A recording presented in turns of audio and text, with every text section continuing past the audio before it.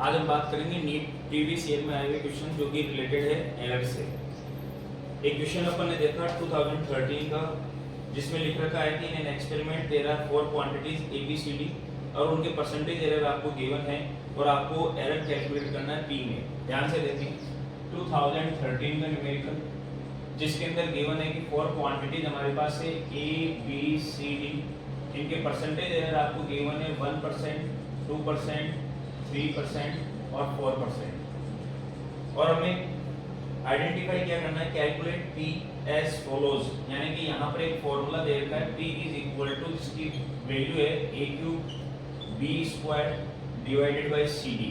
और हमारे से जो पूछा गया वो ये है, find out percentage error, find out percentage error इन P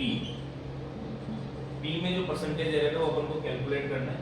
ये सारी वैल्यूज दे रखी है और ऑप्शन हमें दे रखे हैं, option A 7%, option B 4%, option C 14% और ऑप्शन D अपन को दे रखा है दैट इज 10%। ये अपन को गिवन है। इनमें से कौन सा करेक्ट ऑप्शन होगा अपन चेक करेंगे। सबसे पहले अपन ने एरर में जो सीखा है वो ये था कि सर यहाँ पर जो फॉर्मूला अपन को गिवन है उसमें ऑपरेशन कौन सा हो रहा है। यहाँ पर मल्टीप्लाई और डिवाइड का ऑपरेशन हो रहा है और मल्टीप्लाई और डिवाइड के ऑपरेशन में मैंने आपको बताया है कि जब भी मल्टीप्लाई और डिवाइड का ऑपरेशन होता है उस कंडीशन के अंदर अपन क्या करेंगे, तो जितनी भी क्वांटिटीज होती है सबके अपन रिलेटिव एरर लिखते हैं।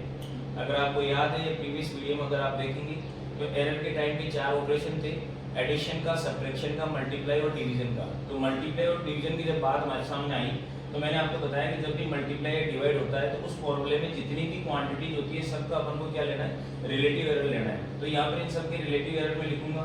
तो अगर मैं यहाँ से इसका रिलेटिव एरर लिखता हूँ तो इसकी पावर 3 ये सामने आ जाएगी, पावर 3 सामने आ गई और इसका रिलेटिव एरर जो है वो हो जाएगा delta AM divided by AM plus इसकी पावर 2 आगे आ जाएगी और इसका रिलेटिव एरर हो जाएगा delta BM divided by BM plus C का यानी कि delta CM divided by CM plus D का यानी कि delta DM divided by DM। ये हमारे पास आ जाएगा, ये 3 था, ये हमारे पास आ जाएगा। ये जितने भी रिलेटिव एरर में जोड़ दूंगा तो वो रिलेटिव एरर बन जाएगा P का, तो ये बन जाएगा delta PM divided by PM। कुछ इस तरीके से अपन इसको सॉल्व किया। अब ध्यान से देखिए तो ऑलरेडी जो डेटा गिवन है वो किस फॉर्मेट में है, परसेंटेज एरर के फॉर्मेट में है। तो इस फॉर्मूले को अपन अपडेट कर देंगे। जो हर एक क्वांटिटी का आपने क्या लिखा था, रिलेटिव एरर, अब हम हर एक क्वांटिटी का क्या लिखेंगे, परसेंटेज एरर, यानी कि इसको मैं 100 से मल्टीप्लाई करूंगा। अगर मैं इसको 100 से मल्टीप्लाई करवाता हूँ सारी क्वांटिटीज को, ध्यान से देखना यहीं पे कर रहा हूँ मैं। अगर मैं इसको 100% से मल्टीप्लाई करवाता हूँ तो delta AM upon AM multiply with 100%, ये बन गया परसेंटेज एरर। सिमिलरली ये भी परसेंटेज एरर बन जाएगा और ये भी परसेंटेज एरर और ये भी परसेंटेज एरर। अगर मैं पिछली बार मैंने क्या किया था, 100 से मल्टीप्लाई नहीं किया था तो ये थे रिलेटिव एरर का एडिशन, तो ये बन गया था रिलेटिव एरर। अगर मैं 100 से मल्टीप्लाई करता हूँ तो ये हो जाएगा परसेंटेज एरर का एडिशन।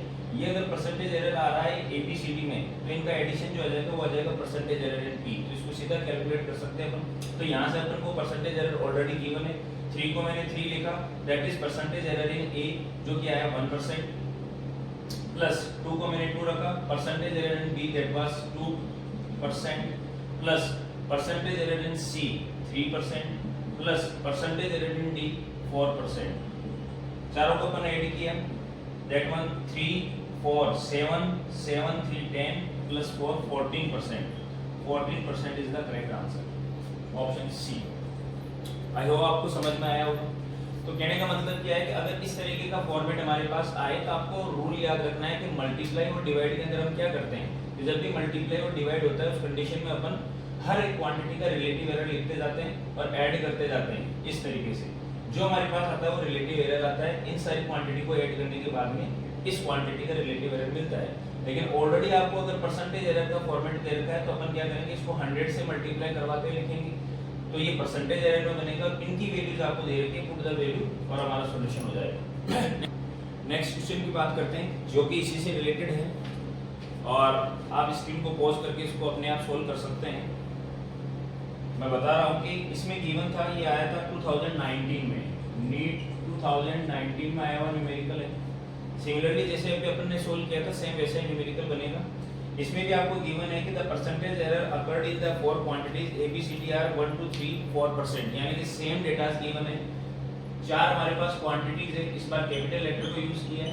ए बी सी डी और सबके जो परसेंटेज एरर है वो वही है जो प्रीवियस गिवन थे, कुछ भी हो सकता है, लेकिन सेम क्वांटिटीज यहाँ पर हमारे पास आई है 1 2 3 4%। इसके बाद में आपको गिवन है जो फॉर्मूला, पिछली बार जो फॉर्मूला था वो पी का था, इस बार फॉर्मूला एक्स का है, जिसमें अपन को गिवन है ए स्क्वायर बी की पावर 1/2 डिवाइडेड बाय सी की पावर 1/3 एंड डी क्यूब। तो ये न्यूमेरिकल मैंने जस्ट इसके बाद में सोल्व करवाया ताकि आपको प्रैक्टिस कर सकें आप। इसके बाद में आपको पूछा है find out the percentage error in x. X के अंदर आपको परसेंटेज एरर फाइंड आउट करना है। फिर से अपन इसको कैलकुलेट करेंगे। आप स्क्रीन को पॉज करके इसको सॉल्व कर सकते हैं, उसके बाद में सॉल्यूशन को चेक कर सकते हैं। मुझे पता है कि यहाँ पर जो ऑपरेशन हो रहा है फिर से मल्टीप्लाई और डिवाइड के ऑपरेशन हो रहे हैं, तो उस कंडीशन में हमें पता है कि जितने भी रिलेटिव एरर है उनको लिख लूंगा, सारे रिलेटिव एरर को मैं ऐड कर लूंगा। लेकिन मुझे पता है कि परसेंटेज एरर का फॉर्मेट दे रखा है, तो इस बार मैं फॉर्मूले को अपडेट करके लिखूंगा। जो रिलेटिव एरर था उसकी जगह मैं 100% से मल्टीप्लाई करते हुए यानी कि परसेंटेज एरर के फॉर्मेट में लिखूंगा। सारे परसेंटेज एरर को मैं ऐड कर लूंगा, तो हमारे पास जो फॉर्मूला आएगा that is percentage error in a. तो देखो इसकी पावर जो आ रही है 2 वो तो मैंने आगे लिखी, ये जो इसकी पावर थी वो सबसे पहले लिखी। फिर उसके बाद में delta M upon M multiply with 100% means percentage error बन जाएगा ए का। ए का परसेंटेज एरर मुझे दे रखा है 1। इसके बाद में पावर आ जाएगी 1/2। बी का परसेंटेज एरर मुझे दे रखा है 2। इसके बाद में पावर आ जाएगी सी की 1/3। उसके बाद में परसेंटेज एरर दे रखा है सी का दैट इज 3%। उसके बाद में इसकी पावर आ जाएगी 3 और डी का परसेंटेज एरर दे रखा है मुझे 4। इस तरीके से मैंने लिखा। इस बार मैं थोड़ा सा इसको बिना फॉर्मूले को लिखे हुए डायरेक्ट सॉल्व करने की कोशिश कर रहा हूँ, तो ध्यान से देखना। ये हमारे पास आ जाएगा 2, ये हमारे पास आ जाएगा 1, ये हमारे पास आ जाएगा 1, ये हमारे पास आ जाएगा 12। तो ओवरऑल देखा जाए तो परसेंटेज हो गई 1 2 और 1 3 4 और 4 और 12 16% is the correct option. Option हमारे को जो गिवन थे वो इस तरीके से थे। ऑप्शन गिवन थे इसके अंदर हमारे पास 10%, 3/13%, 16% और -10%। तो फिर से सी ऑप्शन आया 16%। आई होप आपने किया होगा। नेक्स्ट जो न्यूमेरिकल एरर का वो अपन देखते हैं 2020 में आया हुआ नीट। इसमें बोल रखा है कि आपको वैल्यू कैलकुलेट करनी है और दे रखा है find out the value of 9.99 minus 0.0099। इसकी वैल्यू अपन को कैलकुलेट करनी है। ध्यान से देखें तो फिर से मैं बता रहा हूँ कि एरर का कौन सा ऑपरेशन है। तो यहाँ पर हमने देखा कि सर यहाँ पर सब्ट्रैक्शन हो रहा है। तो मैंने आपको बताया कि कभी भी आप ऐड करते हैं किन्हीं भी क्वांटिटीज को 1 2 3 4 या सब्ट्रैक्ट करते हैं। प्रीवियस एरर के टॉपिक में जितनी भी चीजें आज अपन डिस्कस करें वो सारा अपन ने देख रखा है। अगर किसी भी फॉर्मूले में कंफ्यूजन है तो आप वापस उस वीडियो को वॉच कर सकते हैं। यहाँ पर अपन ने देखा कि यहाँ पर जो ऑपरेशन करवा रहा है एग्जामिनर हमारे से वो है माइनस करना है यानी कि सब्ट्रैक्ट करना है। अगर इसको मैं सब्ट्रैक्ट करूंगा तो मुझे पता है सबसे पहले इसकी एक्चुअल वैल्यू कैलकुलेट करते हैं। तो 9.99 माइनस आपको करना है 0.0099। यहाँ से अगर मैं इसको सॉल्व करता हूँ तो आंसर हमारे पास आता है दैट इज 1। इसके बाद में हमारे पास आ जाएगा यहाँ पर 0, ये आ जाएगा 8, ये आ जाएगा 9 और ये आ जाएगा 9। यानी कि हमारे पास जो आंसर है वो है 9.9801। लेकिन मैंने आपको बताया कि जब भी आप डिवाइड करें, जब भी आप मल्टीप्लाई करें या जब भी आप ऐड करें, कोई भी चारों में से ऑपरेशन करें तो सिग्निफिकेंट फिगर का अपन को ध्यान रखना है। तो रूल ये था कि जब भी आप ऐड या डिवाइड करते ऐड या सब्ट्रैक्ट करते हैं उस कंडीशन में हमारे पास जो फाइनल वैल्यू आती है उसमें सिग्निफिकेंट फिगर का रोल क्या रहता है कि हमें ये चेक करना है कि हमारे पास जो वैल्यू आई उसमें फाइनल आंसर के अंदर उतने ही डेसिमल प्लेस होने चाहिए जितने गिवन क्वांटिटी में मिनिमम डेसिमल प्लेस थे। तो गिवन क्वांटिटीज थी एक तो ये और एक गिवन क्वांटिटी थी ये। इसमें डेसिमल प्लेस जा रहा है 2 और इसमें डेसिमल प्लेस जा रहा है 1 2 3 4। डेसिमल प्लेस का मतलब डेसिमल के बाद में कितने प्लेस है। इसमें आ रहे हैं 2 और इसमें आ रहे हैं 4। हमें रखने minimum decimal place in the final answer. तो फाइनल आंसर के अंदर डेसिमल प्लेस आ रहे हैं 1 2 3 4। हमें रखने मिनिमम यानी कि 2। तो 2 रखूंगा यानी कि 1 और 2, यहाँ से ये 2 रखूंगा, बाकी सबको राउंड ऑफ कर दूंगा। आई होप कि आपको राउंड ऑफ करना आता हो। तो यहाँ से अगर मैं राउंड ऑफ करूंगा तो इसका आंसर आएगा 9.98। ये हमारा करेक्ट ऑप्शन होगा। और ऑप्शन हमारे को जो गिवन थे वो थे, पहला ऑप्शन अपन को गिवन था ए ऑप्शन अपन को गिवन था 9.980। बी ऑप्शन जो हमारे को गिवन था वो था 9.9। सी ऑप्शन जो हमारे को गिवन था वो था 9.9801 और डी ऑप्शन जो हमारे पास था वो था 9.98। तो हमारा जो करेक्ट आंसर है 9.98, that was option D. Next numerical लेंगे अपन, ये आया हुआ है 2020 में। न्यूमेरिकल में क्या गिवन था, हमारे को टाइम इंटरवल दे रखा था, यानी कि मल्टीपल मेजरमेंट किया, किसी भी टाइम को मेजर किया।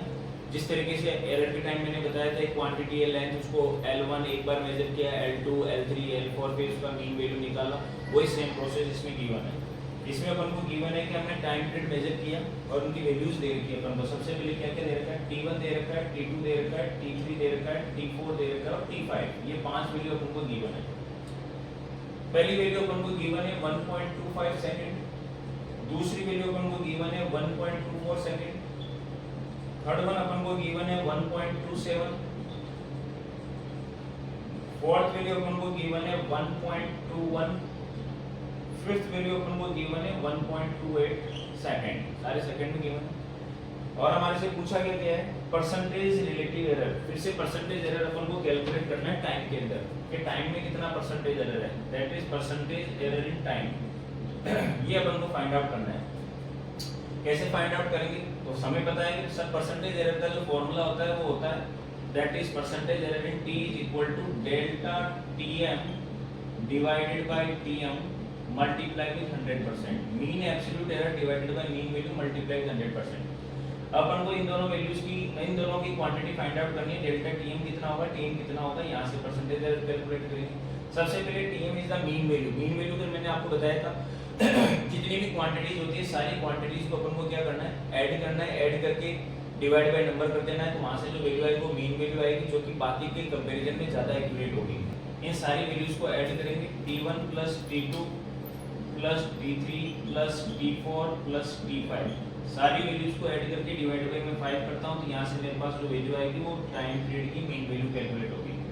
सारी वैल्यूज को अपन ऐड करते हैं, मैं यहीं पे ऐड करके बता रहा हूं आपको।